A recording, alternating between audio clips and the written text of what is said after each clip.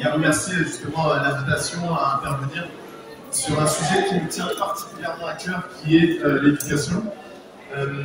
Alors, je me présente rapidement. Mon nom est Christian Kamchouak, je suis entrepreneur et écrivain, et je suis aussi professeur de mathématiques depuis plus d'une dizaine d'années.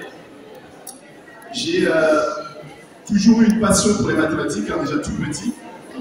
Et c'est vrai que je voulais sensibiliser sur l'importance des maths, surtout dans une société occidentale qui commence à mettre les maths un peu de côté, alors que les maths sont de plus en plus présentes dans notre quotidien.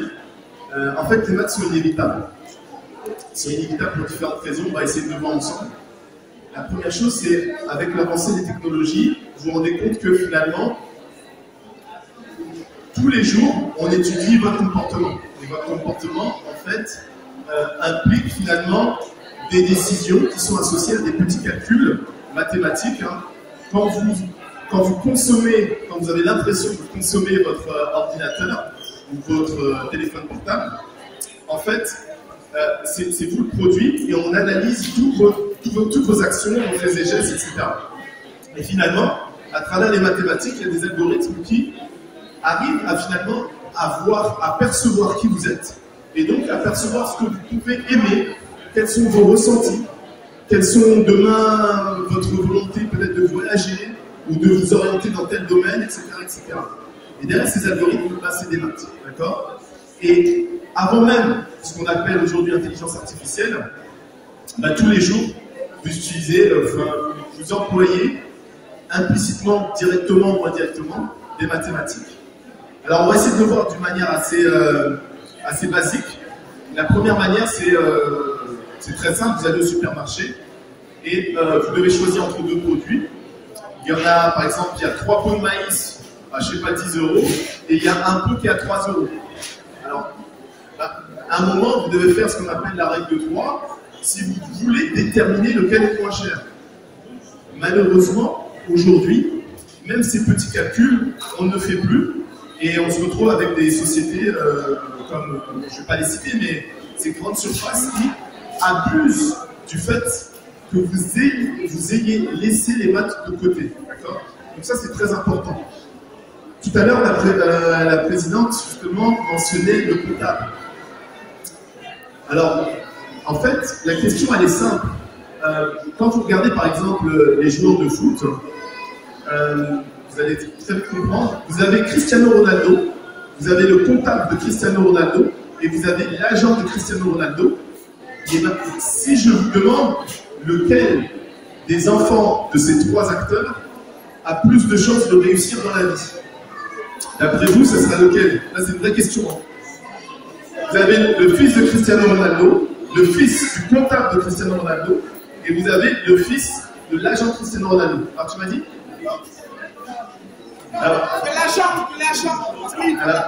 Alors, bon, la première réponse, c'est la réponse assez basique. C'est vrai, la plupart du temps, on va penser que c'est le fils de Cristiano Ronaldo. Parce que Cristiano Ronaldo a beaucoup plus d'argent que son comptable ou son agent. Malheureusement, c'est une mauvaise réponse. Il s'agit juste de vraisemblance et de probabilité. Malgré tout l'argent du monde, Cristiano Ronaldo n'a pas le savoir de son environnement, n'a pas la connaissance de son environnement. Et donc il ne saura pas dans quelle école inscrire son enfant. Il ne saura pas l'importance des matières pour entrer dans ces établissements d'excellence. Alors que son comptable, lui, va le savoir. L'agent, c'est pas sûr non plus, d'accord? Mais effectivement, le comptable a plus de chances de réussir, entre guillemets, dans la vie, parce que son père a plus de connaissances sur l'environnement, sur son environnement. En fait, voilà. Et donc, quand on a voulu mettre, c'est moi qui ai voulu mettre le thème raciste dans le titre de cette conférence, en fait, le racisme, si je puis dire, la discrimination, elle est associée à la connaissance de son environnement. En ce qui concerne les maths, en France, on a commencé avec les maths optionnelles, non obligatoires. Alors, pour moi, il s'agissait clairement d'une aberration. Et ce qui se passe, les parents ont été confrontés à quelque chose de terrible. Tout le monde veut la mention au bac pour son enfant. Alors, quand l'enfant est en première terminale, voyant que l'enfant est moyen en maths, et qu'il est excellent en latin, la tendance est de se dire, bon, je veux que mon fils ait la mention très bien, je vais prendre latin au lieu de prendre option maths. L'enfant va avoir son bac avec mention, mais l'enfant ne pourra pas rentrer dans certains établissements d'excellence. En effet, quand vous voulez faire des grandes écoles, des écoles d'ingénieurs, on voit toujours les maths. Et l'important, c'est donner aux maths parce que c'est vraiment la langue universelle. Alors pourquoi très tôt inculquer la base des mathématiques aux enfants? Parce que les maths permettent d'aiguiser l'esprit critique. Alors, je vais détailler, mais en fait, c'est assez simple. En gros, quand vous devez faire des choix ou prendre des décisions, vous devez avoir ce qu'on appelle des indicateurs. Des indicateurs pertinents qui vous permettent de prendre une décision. Malheureusement, la pertinence, elle est associée à des mathématiques. Et si vous n'avez pas ces mathématiques, vous allez vous trouver très vite à faire des choix qui ne sont pas forcément pertinents. Donc, vous devez en fait très tôt habituer vos enfants finalement à réfléchir. Surtout que la société aujourd'hui a tendance, j'allais dire, à les abrutir. C'est pas de leur faute entre guillemets, mais la plupart du temps, vos enfants sont passifs. Ils reçoivent de l'information. Quand ils sont sur la tablette, ils reçoivent de l'information. Quand ils regardent Netflix, ils reçoivent de l'information. Et je vais vous dire un truc qui va vous choquer, mais j'aurais plutôt tendance à préférer que mon fils joue à un jeu vidéo un peu éducatif que passe son temps à regarder une série Netflix. Mais si je veux être pertinent, je vous dirais, j'aimerais plus que mes enfants passent leur temps à lire. Alors, la lecture, ça peut paraître assez vieux jeu, mais la lecture vous transporte au voyage et cultive votre imagination, votre imaginaire. Le livre et le film, quand je regarde le film, je suis passif. Quand je lis le livre, je lis Harry Potter, je dois m'imaginer en fait ces différents personnages. Et donc là, il y a tout un travail qui se met en place. Et donc, il faut vraiment stimuler vos enfants. Okay? Et les maths, c'est vraiment très important dans tout ce qui est logique et tout ce qui est algorithmique. Souvent, il y a un phénomène qui se passe au niveau des parents. Hein, je fais pas mal de café de parents. Il y a la mère ou le père. Bon, la plupart du temps, c'est la mère, hein, ne voulez pas. Mais ouais, les maths, c'est pas pour moi. Les maths, va voir ton père. En fait, quand vous faites ce genre de choses, vous donnez la possibilité à l'enfant, vous lui ouvrez une sorte de porte de une boîte de Pandore où l'enfant peut se dire, il y a des matières, elles ne sont pas pour moi. Et ça, c'est très, très, très dangereux. Donc, vous devez, finalement, même vous en tant que parent, essayer de réapprendre ce que sont les maths, essayer d'avoir une relation affective, hein, désolé, une relation affective avec les maths. Et pour ça, j'ai créé des outils. Donc j'ai créé 2 livres pour l'apprentissage des mathématiques et un autre pour le côté ludique. Vous pouvez jouer en famille. J'ai créé aussi un jeu de cartes, mais il faut que les maths rentrent dans votre quotidien et qu'il n'y ait plus de barrière. Si le parent est malade, lui dit les maths, c'est pas pour moi, l'enfant peut se dire maman ou papa, les maths, c'est pas pour moi non plus. Donc ça, il faut vraiment essayer d'enlever ce genre de réflexe. L'autre conseil que je donnerais aux parents, c'est au maximum, dans vos interactions tous les jours, de pousser votre enfant à aller vers les maths. Et les maths sont partout. Alors, j'ai parlé des courses tout à l'heure. Un truc tout bête, pour les jeunes, ils doivent connaître, enfin les jeunes, enfin pas les jeunes, c'est l'inverse des jeunes. Je ne sais pas comment on appelle, l'inverse des jeunes, ça c'est comment je sais pas. Les matures. Les matures doivent connaître. Mais avant, il y avait un jeu, ça s'appelait le juste prix.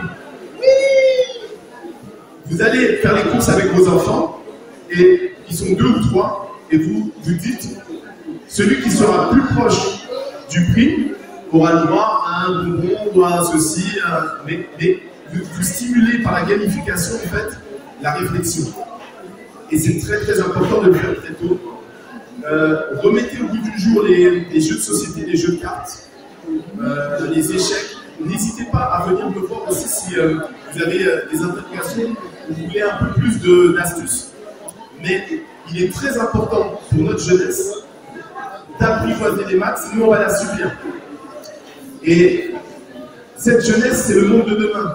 Alors, tout à l'heure, j'ai eu droit à une discussion avec quelques lecteurs. On m'a parlé, par exemple, du langage politique.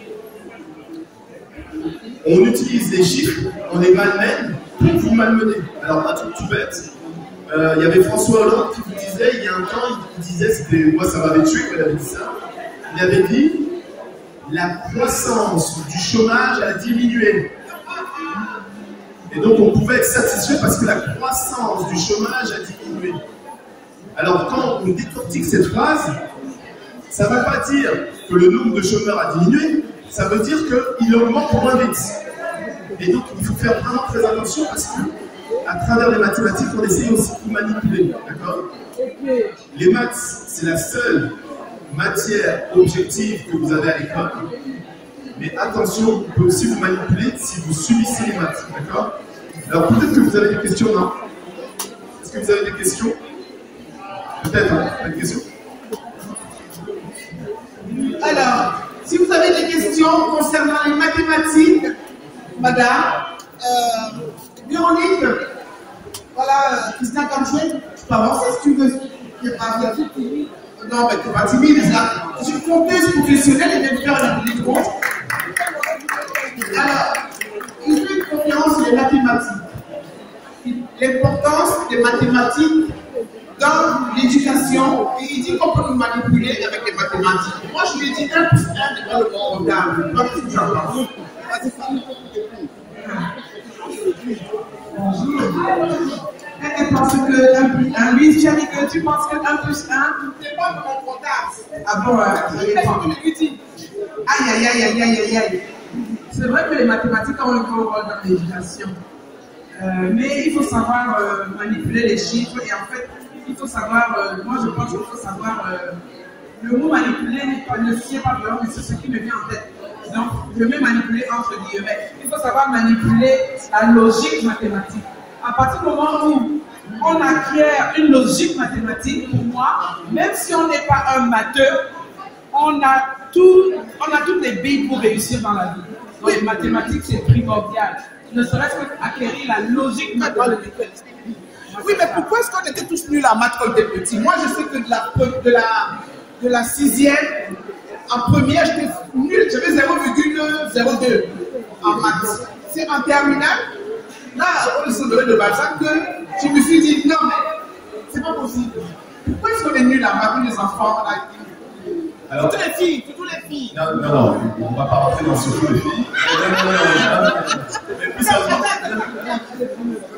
Franchement, c'est mon époque. Moi, je ne parle pas de votre époque aujourd'hui. Moi, à l'époque, toutes les filles voulaient faire littérature et tous les garçons voulaient faire scientifique. C'était en 1800. En 1800. Non, alors la première chose, quelque chose d'important que je dis à mes élèves, personne n'est nul en maths. On a des problèmes ou des difficultés en maths. Alors, le verbe être, c'est un verbe d'état, c'est très dangereux. Personne n'est nul en maths. On a des problèmes, des difficultés en maths. Ça, c'est une première chose.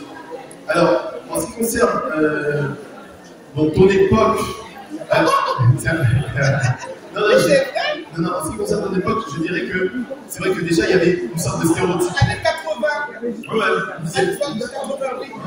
C'est-à-dire qu'on orientait plus les garçons vers tout ce qui est scientifique, ingénierie, et les filles vers tout ce qui est littéraire, tout ce qui est aussi santé, etc. Il faut savoir que quoi qu'il arrive, comme l'a dit la conteuse, les maths sont omniprésentes. Et c'est vrai que le problème du système éducatif français, vous sortez des maths, peut-être au collège, vous faites une formation, vous n'avez pas conscience de ce que c'est les maths, mais vous êtes capable de dire que vous êtes nul en maths. Et ça, c'est très dangereux. Les maths, comme il y a une matière très importante au niveau des maths dont je ne parle pas souvent, c'est vrai que c'est la logique mathématique. C'est utilisé en informatique aussi. Et ça permet d'avoir des raisonnements cohérents. Ça permet aussi de décortiquer des discours. Ça permet aussi donc de ne pas se laisser influencer par des vocables ou par des mots. D'accord ? Ça affûte le raisonnement. Ça, c'est une première chose. Aujourd'hui, ce qui se passe, c'est qu'on a négligé les maths. Ici, rendre des maths optionnelles, c'est catastrophique. C'est comme une langue, on ne peut pas s'en passer. Et donc c'est à vous aussi, si vous laissez votre enfant à l'éducation nationale, c'est pas perdre d'avance, il a besoin d'un complément quoi qu'il arrive. Et ça, il faut en avoir conscience. Donc pour les compléments, n'hésitez pas à aller voir mon stand, mais tu as des questions? 2 questions. Alors le stand, il est un peu loin là, loin là-bas au fond. Alors, bonsoir. Moi j'ai 2 questions. Alors, je vais dire que le stand,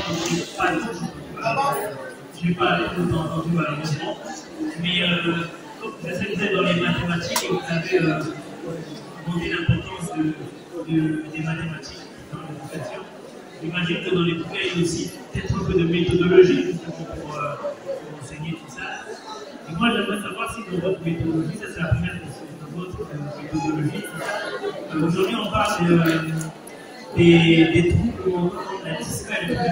Donc on a conscience maintenant, et ça existe, qu'il y a des gens qui sont incapables de faire voilà, des analyses. Peut-être que moi, je n'ai jamais fait de test, et je fais peut-être partie de cela parce que jusqu'à j'ai jamais réussi à faire dans l'activage.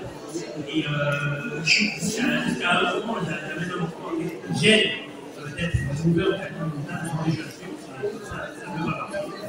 Donc il y a la dyscalculie. Est-ce que vous avez une méthodologie adaptée pour ceux qui ont la dyscalculie? Quand on détecte un trouble mental chez un enfant qui a atteint la dyscalculie, qu'est-ce que vous conseillez? Et ma deuxième question, c'est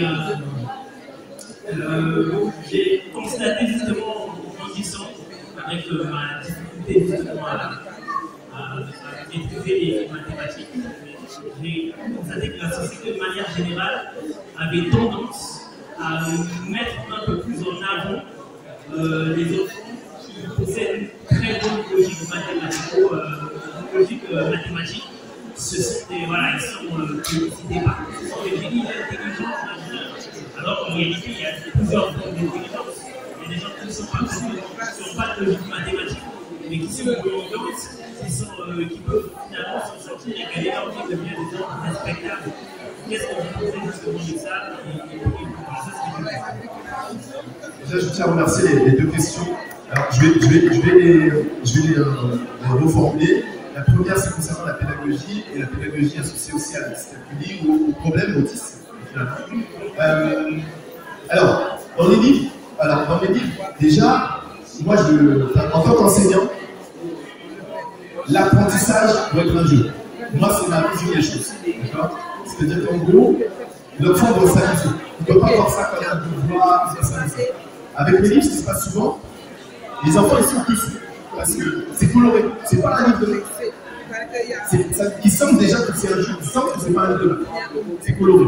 La deuxième chose, on essaie, tous les problèmes de mathématiques, on essaie de les mettre dans leur quotidien.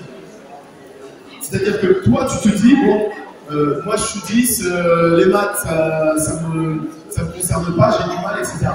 Mais pourtant, je te dis que dans ton quotidien, tu fais des maths. Dans ton quotidien, tu fais des maths. C'est-à-dire que ça soit tes choix, que ça soit, par exemple, c'est simple, je cherche un logement, on te propose un studio 30 mètres carrés à 600 €, on te propose un autre studio pas très loin, 20 mètres carrés à, je sais pas, à 450, lequel est meilleur? Lequel est moins cher en mètres carrés? Est-ce que c'est les mètres carrés qui t'intéressent? Est-ce qu'il y a d'autres critères, etc. Tous tes choix, finalement, sont orientés, et derrière tes choix, il y a vraiment une réflexion mathématique. Tout à l'heure, quelqu'un me disait, oui, mais l'amour, il n'y a pas de maths dans l'amour. Je dis que mince, il n'y a pas de maths dans l'amour. Il y a l'amour dans les maths. Alors, les femmes calculent. Ça, c'est vraiment ça, les femmes calculent. Non, mais c'est vrai. Est-ce que c'est méchant? Est-ce que c'est méchant? Mesdames, comment pouvez-vous applaudir monsieur quand il dit que les femmes calculent? Mais non, nous aimons aveuglément. Mais dans l'aveuglément, on calcule l'aveuglité.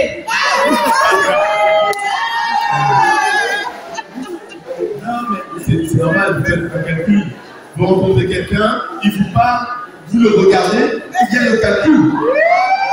Vous le regardez, il y a le calcul. Non, mais les hommes aussi, non. Regarde-le comment il est habillé. C'est quoi ces chaussures-là? La montre là, c'est comment? Est-ce qu'il a même l'argent? L'argent est où? Non, mais en gros, les maths sont vraiment partout. Et donc, sans faire esprit implicitement, et donc ce que j'essaie à travers mon livre, j'ai aussi une formation, j'ai des formations en ligne et je travaille aussi avec une association pour donner des cours en ligne. Mais je pars toujours par le jeu. Et il m'est arrivé de travailler dans un collège d'intelligence multiple. Et donc, on a eu beaucoup de problématiques, de 10 par exemple. Et l'idée, c'était quoi? C'était toujours de rendre l'apprentissage interactif et ludique. Moi, c'est ma méthode de jeu. Ça, c'est la première chose. La deuxième chose concernant l'excellence, en fait, c'est là où il vient le côté discriminatoire. C'est-à-dire que on vous fait quitter des fois l'enseignement des mathématiques sans vous expliquer l'importance de ça. Et donc, finalement, tu vas partir avec une fausse sensation. Oh, j'aimais pas les maths, ça fait rien. Et tu vas transporter ça aussi au niveau de tes enfants. Alors, pourquoi on met les maths comme l'excellence? Il y a deux choses. La première, c'est le raisonnement logique. C'est très très important parce que quand vous voulez déterminer, par exemple, tu vas parler de danse, tu vas parler d'excellence même dans l'artisanat, par exemple. Quand vous déterminez le meilleur artisan de France, on doit avoir des critères. Et ces critères doivent être objectifs. On doit avoir un système d'évaluation. Et derrière ce système d'évaluation, on a besoin d'une certaine logique mathématique pour éviter que quelqu'un vienne te dire « Ah, mais ça c'est subjectif. Ah, c'est parce que je suis le fils de... » Non. Et donc, tu vois, cette logique mathématique, elle est très importante. C'est vraiment, et c'est pour ça que c'est très important. La deuxième chose pourquoi les maths sont importantes, c'est parce que c'est vraiment le langage universel. C'est la seule matière qui ne ment pas. Toutes les autres matières, vous pouvez regarder toutes les autres matières qu'on apprend à l'école, c'est la seule qui ne ment pas. D'accord? Donc ça, c'est vraiment, c'est un point sur lequel je tiens à insister. C'est très dur pour les professeurs, enfin moi j'estime que c'est très dur de me retrouver à enseigner quelque chose auquel je n'adhère pas. Mais les maths, ça ne ment pas. Donc je l'enseigne avec plaisir.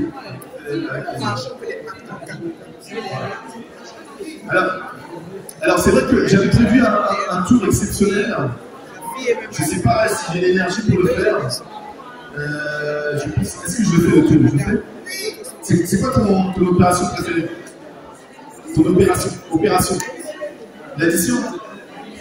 Bon. L'addition. Ok, l'addition. Hein? Si, l'addition, ça. Alors, on va essayer de faire un jeu ensemble. Alors, on va essayer rapidement. Ah, il y a une question encore. Non, j'ai déjà eu une réponse.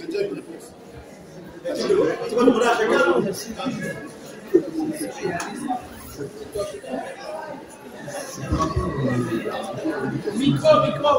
Je veux dire, les bons élèves sont les bons élèves. Je veux dire, si chacun très modestement,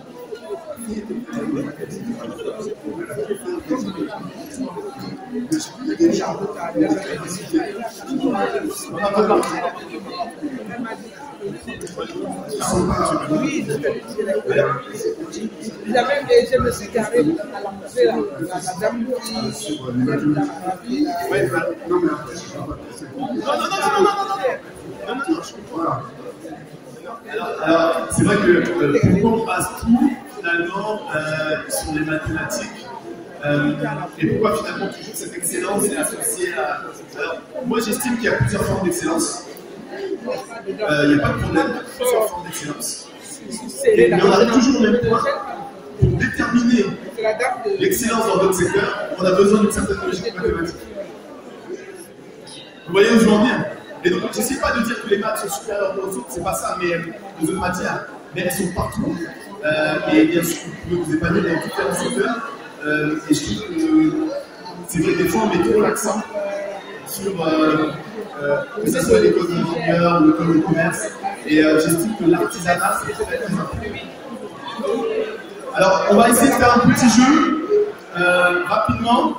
Je vais essayer de. On va essayer avec Kijane. On va essayer. Il faut une main un peu innocente. Moi, écoutez, je ne suis pas innocente du tout. Hein. Une main innocente. J'ai déjà boulangé, je ne suis pas innocente. Essayez de regarder la lumière. Vous voulez, madame? Venez.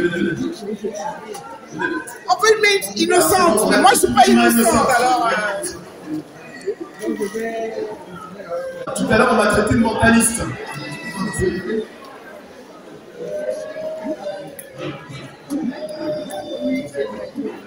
Alors, tout à l'heure, il y a quelqu'un qui a choisi justement l'opération, c'est l'addition. Vous n'êtes pas dans l'addition?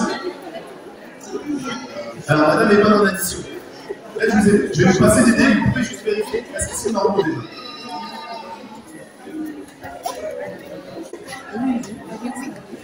Alors, les dés sont bien normaux. C'est ça? Vous êtes d'accord?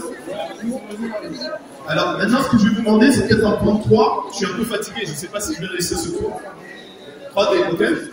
D'accord, donc on a dit l'addition.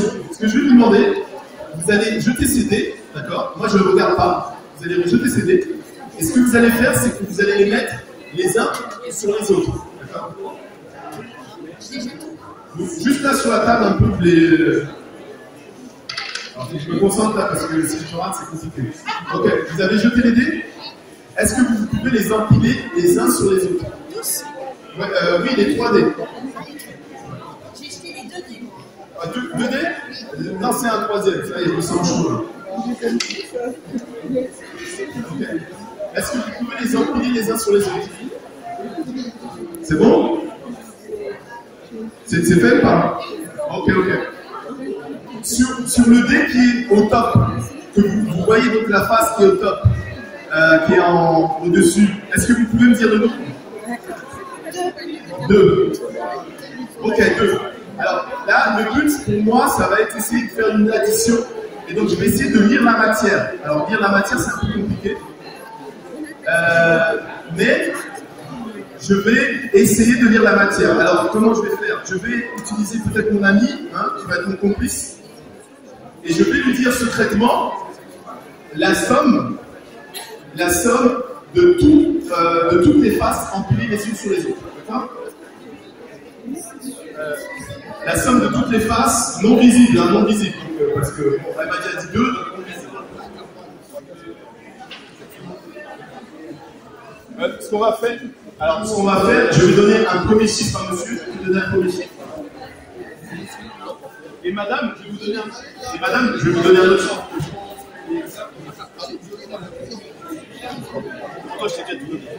Ok. Donc là, je leur ai donné un chiffre. Est-ce que vous êtes pas dans l'addition ou pas? Alors, vous additionnez les faces cachées, d'accord? Les faces non visibles, cachées, d'accord? Ouais, les faces cachées, d'accord? Vous les additionnez, ça va faire combien alors? Sans compter celle-ci, donc les faces cachées. On y va, vous êtes prêtes? Donc on a combien? 5. Là on a combien? 4. Là on a combien? 3. 4 et 3, on a dit quoi? 4 et 3? 5 et 4, ça fait combien? 9. 12. 12. Et là? Ça fait combien? Ouais, et il manque celui-là, qui est caché aussi. Donc le total, ça fait combien? 19. Vous pouvez répéter? 19. Vous pouvez me dire? Alors, quel chiffre je vous ai donné? Le 19. Ok.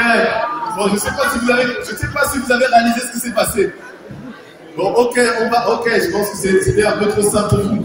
Je ne sais pas, vous avez réalisé? Non, heureusement, il y a les caméras, ils n'ont pas réalisé. Bon, on va faire un dernier, mais un peu compliqué, un dernier. Est-ce qu'on a un stylo? Donc là, j'ai toujours une main innocente. Vous allez mettre 1, 2, 3, 4, 5.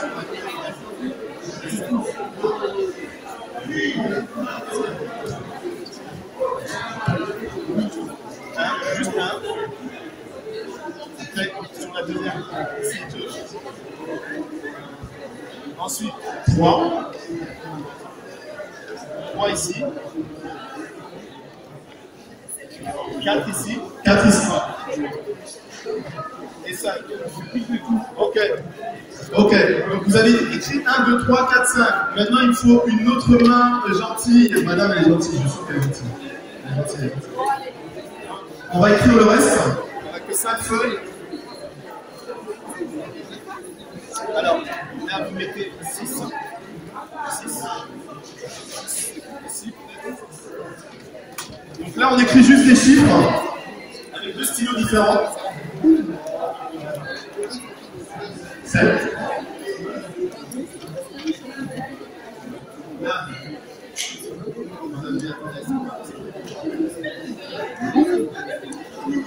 vous avez 8. Là, vous avez 9. Et là, vous avez la dernière feuille. Là, vous avez 10. Alors, voilà. Alors on va demander à la main innocente. Alors, vous regardez, on a bien les chiffres. 1, 2, 3, 4, 5, 6, 7, 8, 9, 10. Donc, alors, on peut les montrer rapidement. Et en gros, on a 5 feuilles. Il y a toute une partie en noir où on a 1, 2, 3, 4, 5. Et on a toute une partie en rouge où on a 6, 7, 8, 9, 10. D'accord? Ok. Comme une autre voix innocente nous a parlé d'addition, je vais essayer aussi, toujours, de deviner une forme d'addition. Alors, ce qu'on va faire, vous mélangez les faits comme vous voulez. Vous les mélangez. Vous allez les étaler peut-être au sol. Peut-être que vous allez les étaler au sol.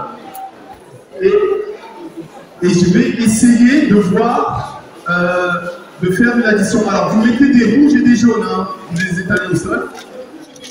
Des rouges et des noirs, excusez-moi. Alors, maintenant, je vais vous poser une simple question. Combien il y a de rouges? Vous les avez déjà étalés, ça? Il y a combien de rouges? Deux rouges. Deux.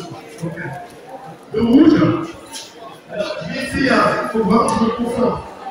Est-ce que vous êtes capable de calculer la somme, madame? Des rouges? Ouais, de ce que vous voyez, de ce que vous voyez. Non, de tout ce que vous voyez. Les noirs et les rouges. Ok. Maintenant, vous vous concentrez sur cette somme, d'accord? Je vais essayer de lire vos vibrations, d'accord? Donc, ok.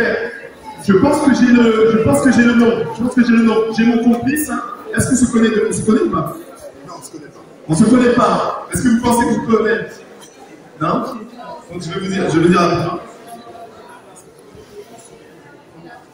Ok. Ouais.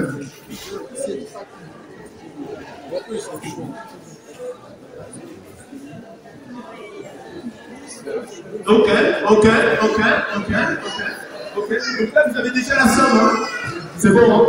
Quelqu'un peut vérifier la somme? Quelqu'un peut venir juste ici vérifier parce que peut-être que c'est ma complice. Non, mais vous, on vous a déjà vu de combien de somme? Vous avez déjà vu. Quelqu'un d'autre peut venir? Quelqu'un d'autre, personne? Ok, personne. Okay. Quelqu'un d'autre? Vas-y, essaye. Juste tu vérifies le calcul.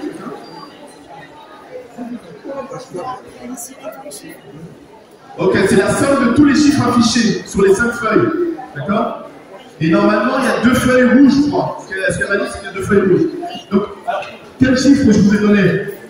25. C'était quoi la réponse? 25.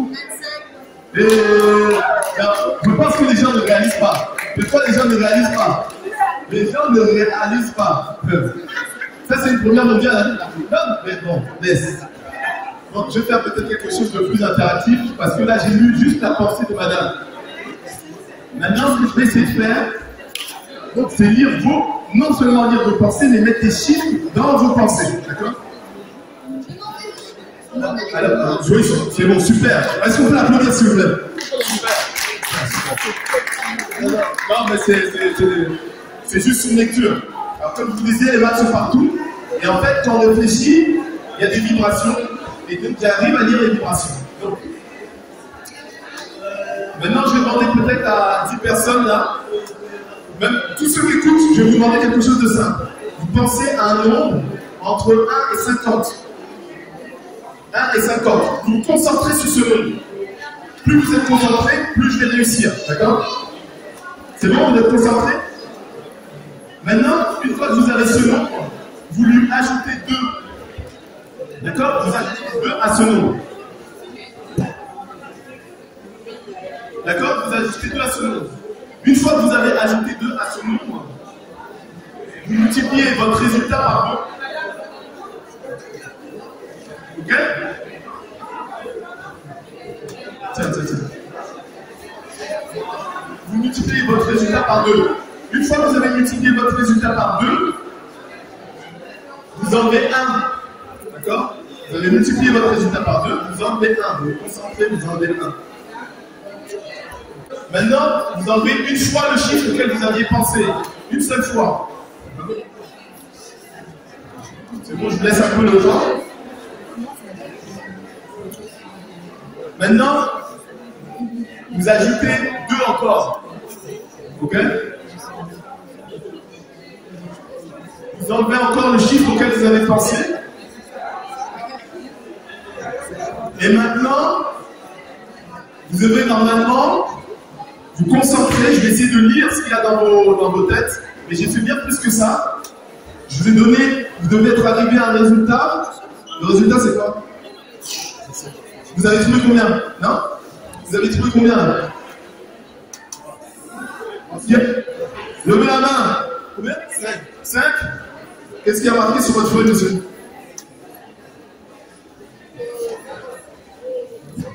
Ok, bon. J'espère que ce petit tour vous a plu. Si vous avez besoin d'explications, n'hésitez pas à me rejoindre au stand, je suis au fond.